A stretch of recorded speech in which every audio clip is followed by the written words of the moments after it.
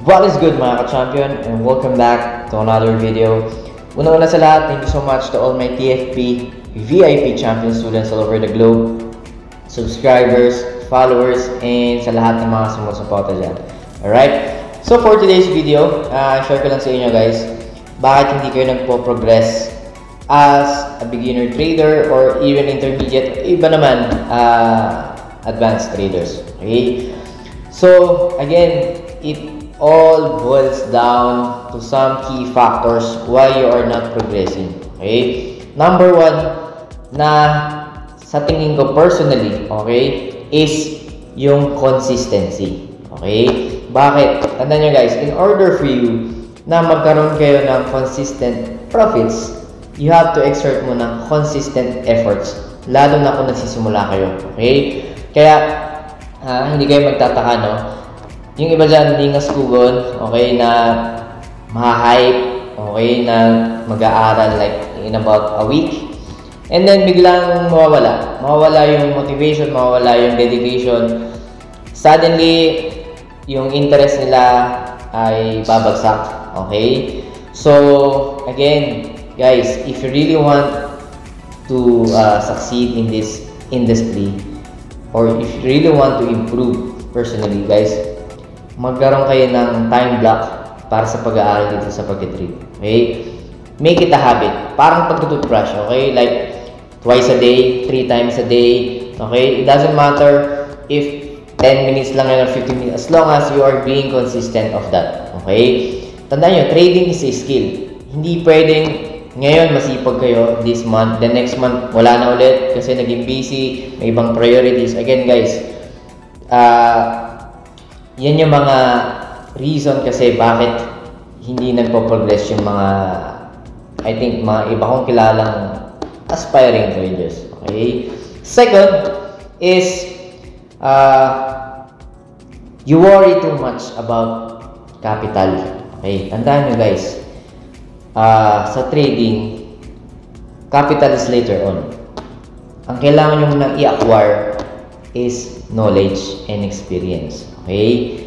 Given the fact na, let's say, okay, kailangan nyo ng real trading experience through depositing a certain amount. Okay, given that. Pero if you worry too much na kasi natatalo, kasi maliit yung account ko, no.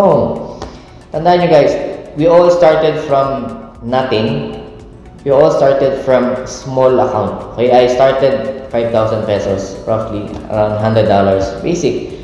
Okay, normal deposit sa ibang mga common brokers. But the thing is, I exerted too much time on learning, okay, rather than worrying too much on bagay na wala ako.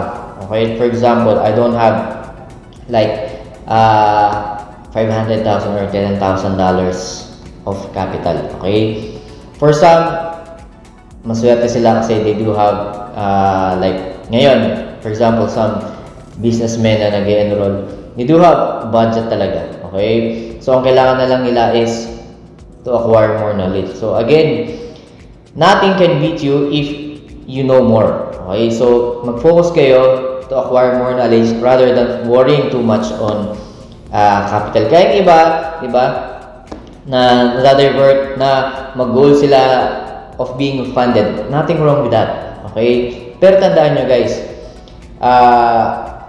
being a funded trader takes like more discipline o more than the average aspiring traders. Kasi bakit? Mas mahigpit ang mga prop firm, no? Kasi may mga certain limitations, conditions like drawdown, and kung ilang maximum trades ka lang per day, blah blah blah. So again, hindi pwedeng dahil gusto mo lang ng $5,000 na capital or $10,000 na capital is mag-prop firm ka na agad. Again, mas maganda yung mag-practice ka muna rather than diving into that direction agad. Okay? Make it like a baby steps. One step at a time. Okay? Third is, you watch too much YouTube videos. Okay? Kung manonood kayo or mag-aaral, ako na lang panoorin nyo. Hindi, joke lang. There are a lot of resources. But to a point na nauubos na yung oras mo kakapanood, tandaan nyo guys, the best learning is always through actual practice. Mag-trade kayo, demo, mag-chart kayo sa trading view nyo or sa MetaTrader. Again, yung learning experience nyo is yun yung magdadala sa inyo on how you progress. Hindi dahil nakanood kayo ng sandamuhal na videos, 100 videos of someone, okay? Worst is, halo-halo na yung pinapanood nyo, gagamit ng indicators, dito, price action, dito naman, kung ano-ano pa, di ba? So again, tandaan nyo, limited lang minsan yung na-absorb natin at a certain level, okay? At yung kada tao, iba't iba yung pag-grasp nila ng information. Yung iba, fast learner, iba, slow learner, iba naman talaga hindi magets. So, again, huwag niyong pagsabay-sabayin. Magawa kayo ng study plan, timeline, okay? Itong una. Anong unahin ko? For this week, aralin ko muna yung basics. Okay, balik ako sa basics. What interpretation ng candlesticks, okay? Patterns, basic patterns of momentum. Second, okay, is knowing key levels. How can I apply correlation, incorporating fundamentals. And third week, setups. Again, guys, lahat ng kilala ko na malulupit na trader, okay, here and abroad is nagsimula sa basics. They always emphasize, know your basic, know your fundamentals, okay? Why? Kasi lahat ng alam ko na advance, okay, extracted lang from all basics. We all just tweak with our own system rules and strategies. Nevertheless, hindi lang naman technicals ang key factor para ikaw ay mag-succeed. Nandiyan yung trading psychology mo.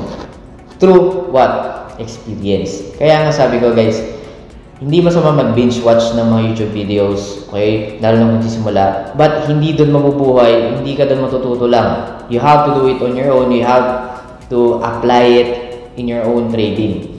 Wala akong pake kung matalo ka na matalo. Ang importante is matututo ka, okay? In a sense na matalo ka, okay? Not to a point na yung buong savings mo nandun, okay? Don't take it literally, sinasabi ko. Ang point ko dito is mistakes, okay, errors, losses are inevitable sa trading. Given na yan. Kasi ako, I do have losses. But, tandaan nyo, kaya tayo nag-aaral ng risk management. We have to manage as much as possible the lowest risk na pwede mong ipatalo sa trade. Okay, yun yung importante.